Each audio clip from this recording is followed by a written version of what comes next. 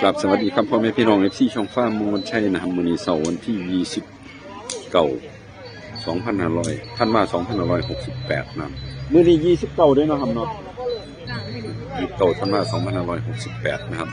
ก่อนอยู่ตลาดบ้านเราหน้างานของคือเมืองจังหวัดขอนแก่นนะครับพาพ่อแม่พี่น้องมาสำรวจราคาควายกันน้องดูราคาควายทรงไทยปี68สิเป็นราคาใดนะครับฝากพ่อแม่พี่น้องที่เขามารับชมรับฟังนะครับเขาฝากกดติดตามกดกระดิ่งกดซับสไครต์นะครับปี68นี่ก็ผู้ใดมีเรื่องดีเรื่องได้ผู้ใดตกทุกข์ได้ยากยังบ่ร่ำบ่รวยหรือว่าผู้ใดร่ำรวยหรือว่าผู้ใดมีความสุขเราก็ให้สุขยิ่งขึ้นไปรวยยิ่งขึ้นไปผู้ใดเจ็บไข้ได้ป่วยก็หายจากโรคไข้ไข้เจ็บยังบ่รวยก็ให้รวยซะปี68นะครับแล้วก็ปี69ก็ให้รวยยิ่งไปหายเจ็บหายโศกหายโรคหายภัยสำหรับผู้ว่าสบายก็ได้นะครับเอาเพื่อว่ามีการเสียเวลาไปเบิ่งราคากล้วยแม่สาวหน่อยดอนน้องมึงแม่สาวดอนหน่อยลูกไข่น้อนี่ลูกพ่อใดเนาะครับนี่อายุเท่าไหร่แล้วครับนี่ฮะพ่อปีเปิดราคาเท่าไหร่เนาะครับนี่21,000 บาทนะครับเราเปิดราคาไป21,000 บาทพอเราเปิดราคาไป21,000 บาทแม่สาวน้อยนะครับตัวนี้ก็แม่นแต่อยู่หลักนี่พอตัวนี้จักบาทครับนี่14,500นะครับเป็น14,500 บาทครับตัวแม่ลูกนี่ได้ครับนี่แม่ลูกนี่24,000 บาทแม่ลูก24,000 บาทนะครับเอาฝากเบอร์โทรไว้นะพ่อใช่หรอเบอร์โทรนี่เด้ฝากเบอร์โทรนี่นะครับเอาเบอร์โทรผมบ่มีครับเอาเบอร์โทรบ่มีพะนะเอาบ่เป็นหยังก็สั่นเอามาเบิ่งกันนี่ครับเกิดหัวมากกับบ่มีเบอร์โทรหรอกนะครับโอ้ยเอามาเบิ่งแม่สาวหน่อยนะครับแม่สาวนะครับแม่สาวลูกสาวสร้างอุดรนะครับพันแท้จะ1 คู่นะครับยังบ่ทันได้สุดสูง140 บวกลบนะครับ140 บวกลบผสมกับลูกไส้เงินอุทัยไปแล้วนะครับพึ่งผสมนะครับเพราะว่าควายพึ่งเป็นสัตว์พอดีอันนี้เปิดราคาไป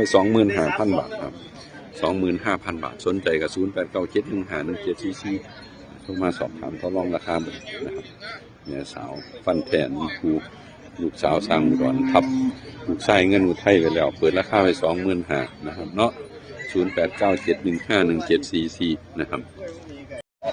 ได้อย่างมาเนาะคุ้มนี่เนาะนี่แม่สาวน้อยแม่สาวน้อยจักเดือน7-8 เดือนครับจักบาทครับไปไทยนี่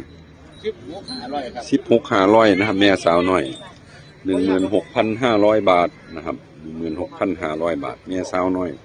หน้าตาดีๆสีขาวนะครับตาแจ่มจ้ำนะครับ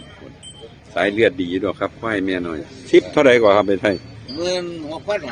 16,500 บาทนะครับเอาแม่นี่ได้ครับแม่สาวนี่ได้บัตรนี่กับแม่สาวลูกพ่อใดบ่นี่ครับนี่ตอนนี้เขาว่าลูกเก่าจะเลื่อนนะบ่อย30 กว่าแล้วครับควายก็อีกปีกว่า30 กว่าเปิดราคาเท่าไหร่นะครับ35,500 บาท35,500 บาทแม่สาวหน่อยลูกสาวเก่าจะเลื่อนเขาทางช่วงไฟดีนะครับหน้าตาตลักตาแจ่มจำครบเอาฝากเบอร์โทรนี่ครับ082ครับ7955392เอาผู้ใดสนใจโทรสอบถามเอาโชคๆมานะครับเด้อครับขายไปแม่นี่นะขายหมดแล้วคู่นี้ขายเท่าไหร่ครับฮะคู่นี้80,000นะครับเด้อมึงดูครับตัวละ40,000ขนาด80,000เราขายแล้วเอาเป็นตัวอย่างนี่พ่อแม่พี่น้องเขา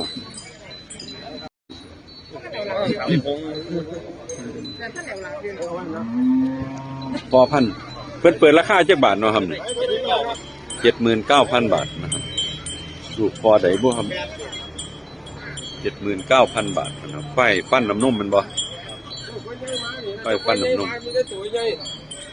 มนะเขากว้างดีครับเขากว้างดีใส่เงินอุทัย โอ้ยบ่เป็นเสียกเป็นปอดเนาะค่อยเสียคงนี่ใช้เงินอยู่ไทยนะครับร้อย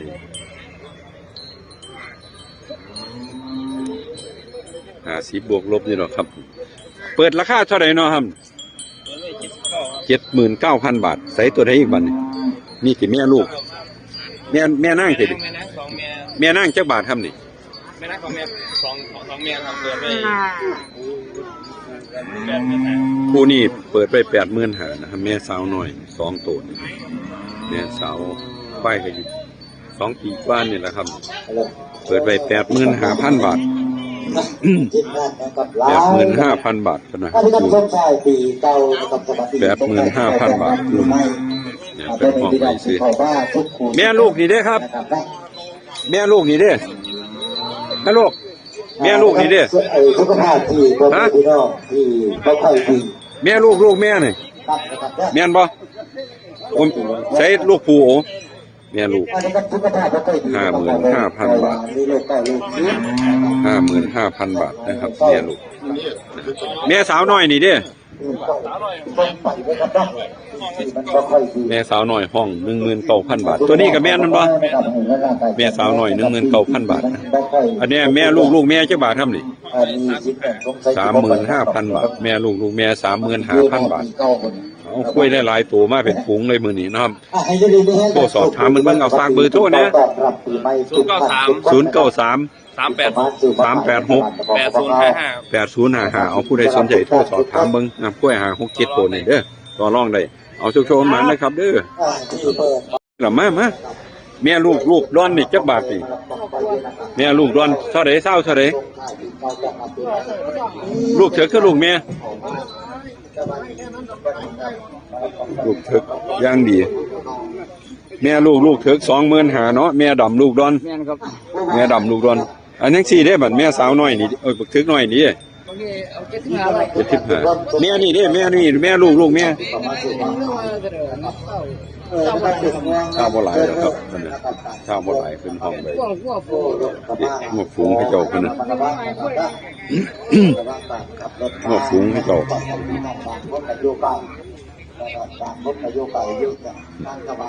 กล้วยร้อยหน่อยกล้วยร้อยน้อย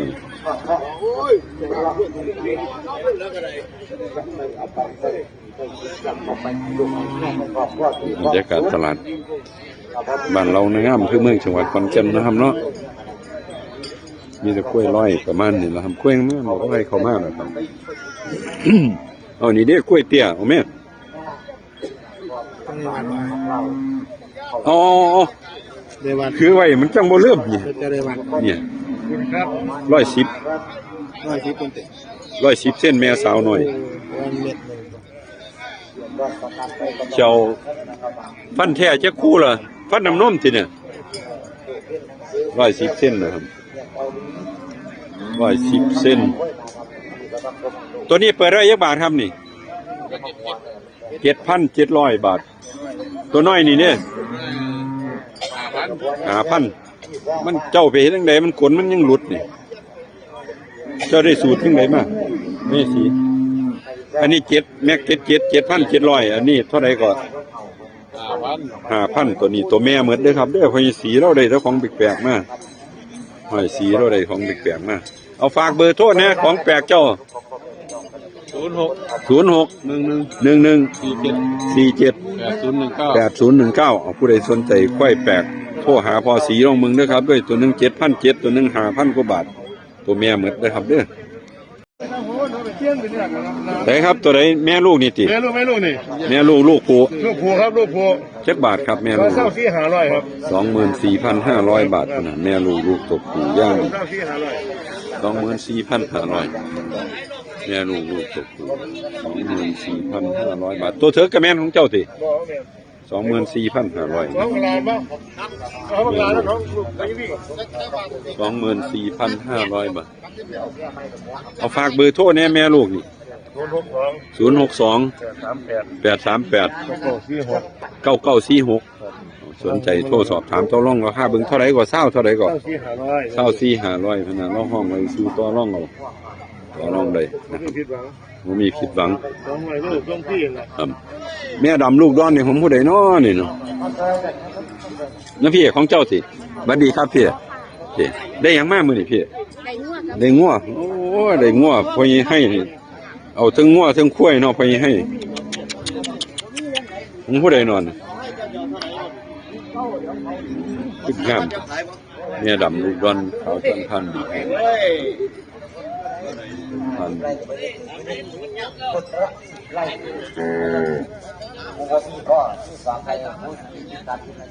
ไปก็สิมีประมาณนี้นะครับเนาะพ่อแม่พี่น้องเฮานี่เสียสันเจ้าเลี้ยงหยังหมดแล้ว